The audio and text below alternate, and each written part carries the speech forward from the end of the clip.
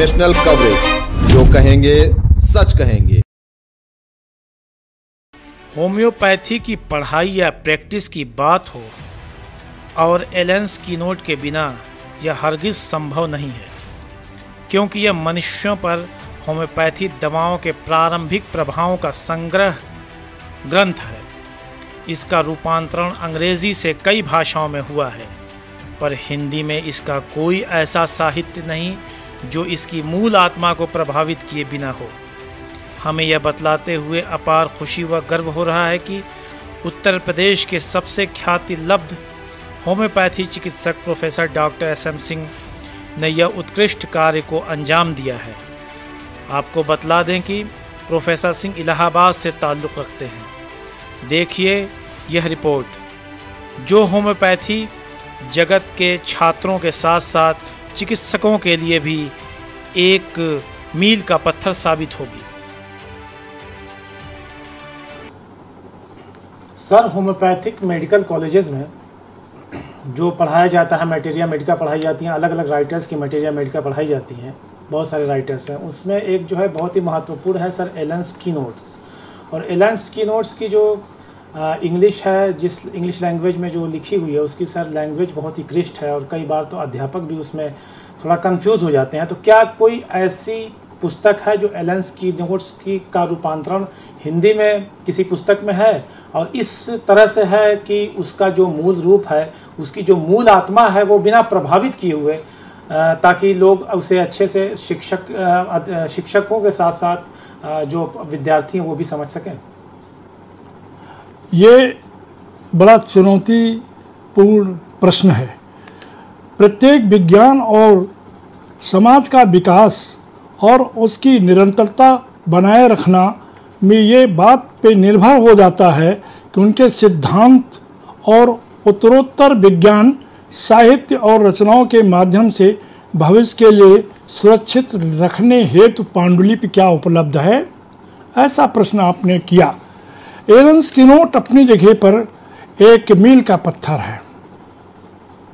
चाहे वो BHMS का स्टूडेंट हो या MD का या बड़ा लब्ध प्रतिष्ठित चिकित्सक हो, प्रैक्टिशनर हो, कई खंडों का की नोट्स जिस चाबी से इंजन स्टार्ट हो सकते हैं, पूरी मटेरिया मेडिका सामने आ सकती, वो एलन स्कीनोट कैरेक्टरिस्टिक सिम्टम्स का हिंदी रूपांतरण करने का प्रयास मैंने शुरू से किया जब मैं विद्यार्थी था 1968 से, और 1972 से जब प्रैक्टिस में आया।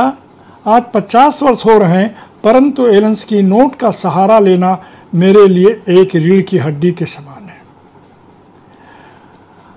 अच्छा, आने वाली पीढ़ियों में ऐसी पांडुलिपि उपलब्ध होनी चाहिए कि शिक्षक भी और हमारे विद्यार्थी भी समझ सकें।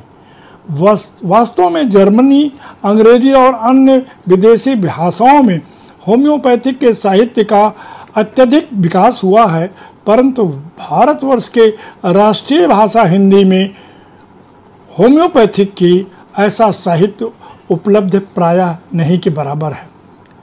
कुछ प्रयास तो अवश्य हुए, परंतु उनमें मौलिक सिद्धांतों का अभाव देखा जाता रहा है।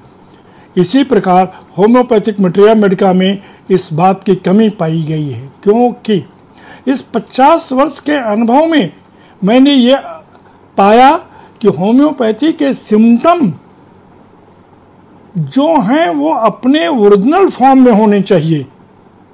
It must be justified. Symptoms का इंटरप्रिटेशन अपने मन से मत लगाएं आप। क्यों? मटेरिया मेडिका का कंपाइलेशन होम्योपैथिक औषधियों के प्राइमरी एक्शन का कलेक्शन है, जो हेल्दी ह्यूमन बीइंग के ऊपर हुआ। अतः इंटरप्रिटेशन इज नॉट अलाउड। जो जैसा है वैसे ही प्रकृति, वैसी ही मानसिकता, वैसा ही माइंड एंड इट्स डिस्पोजिशन, वैसी ही मॉडलिटी, वैसा ही कॉन्स्टिट्यूशनल अप्रोच, वैसा ही मैथमेटिक ब्लॉकेज देखते हुए हम प्रिस्क्रिप्शन करके अमर हो जाते हैं, बड़े प्रसिद्ध हो जाते हैं, अच्छे शिक्षक बन सकते हैं आप। अच्छे चिकित्सक बन सकते हैं। अतः होम्योपैथिक मटेरिया मेडिका के प्रारंभिक अध्ययन के लिए एलेन्स की नोट का बहुत महत्व रहा है, आज भी है, और औषधियों के अध्ययन हेतु प्रथम सीढ़ी मानी जाती रही है, वो आज भी है। परंतु इसकी भाषा पुरानी अंग्रेजी के शब्दों से भरी पड़ी है, उसके कारण नए आगंतुकों को, विद्यार्थियों को समझने में बड़ी कठिनाई महसूस होती है। ऐसे में छात्रों के लिए मजबूरी है, लाचारी हो जाती है कि वो इसे कंठस्थ कर लें और समय के साथ उसके मूल भावनाओं का इस्तेमाल करें, समझे। एलेन्स की नोट, ये संकलित भाषा, एक मैंने इस विशिष्टता के साथ अनुवादित किया, संकलित किया कि जिसमें पूरे ही शब्द एलेन्स की नोट के शब्दों की मौलिकता, उनका संबोधन, उनके बोल्ड लेटर, उनके इटैलिक लेटर, उनके इन्वर्टेड कॉमास, उनकी रिलेशनशिप, उनकी मॉडलिटी, सब कुछ अक्षरशः दूसरे पेज में उसी स्थान पे उसी प्रकार से सिमिलर वेज में अंकित किए जाए। इसको प्रयास करने में मुझे 2 वर्ष लग गए, 2 वर्ष लग गए। और विद्यार्थियों के लिए है कि इंग्लिश में जैसे ये वर्ड उन्होंने पढ़ा, हू बहू दूसरे पेज में ठीक उसी के सामने उसी के अनुरूप पा सकें, ताकि उनकी सुगमता हो सके, सहजता से सबका अध्ययन कर सकें। और पूर्व के संकलनकर्ताओं को इस पुस्तक से शायद अत्यंत सरल भाषा में हिंदी में लिखी गई, जिसके अंदर सिद्धांत और दवाओं के मूल लक्षण अक्षरशः मौलिक, बिना इंटरप्रिटेशन के पाए जाते हैं। और मेरी तो इन लोगों से, जो हमारे गुरु थे, जिनके आशीर्वाद से, चाहे वो डॉक्टर BK बोस रहे हों, डॉक्टर यश मंडल रहे हों, doctor Dilip Saha, doctor SR Saha, doctor TP मंडल, डॉक्टर PC पाल, और विशेषकर डॉक्टर SK दुबे और doctor Mahendra Singh, doctor D मित्रा, डॉक्टर चैटर्जी आदि के गुरुजनों के आशीर्वाद से मैंने यही सीखा है कि होम्योपैथिक के मटेरिया मेडिका के सिम्टम्स को आप इंटरप्रिटेट न करें, अपने मन से न ढूंढें।